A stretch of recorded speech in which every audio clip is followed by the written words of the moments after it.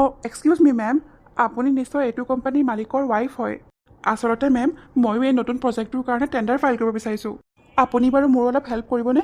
আপুনি ক'লে ছাৰে নিশ্চয় এই প্ৰজেক্টটো মোকেই দিব। সোণপাহি তুমি ইয়াত? অঁ প্ৰণৱ, মই ইয়াত। কিয় ভয় খালা নেকি? অঁ ভয় খোৱাৰে কথা নহয় জানো।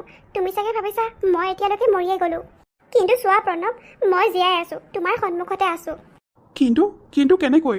তোমাৰ ইমান ডাঙৰ বেমাৰ এটা কেনেকৈ ভাল হ'ল? আৰু ইয়াত তুমি কি কৰি আছা?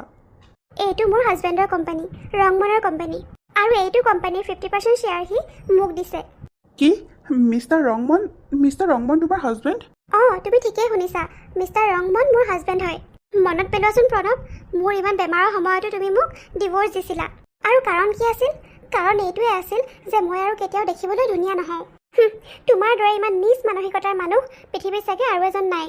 মই বহুত লাকি হয় যে সেইটো সময়ত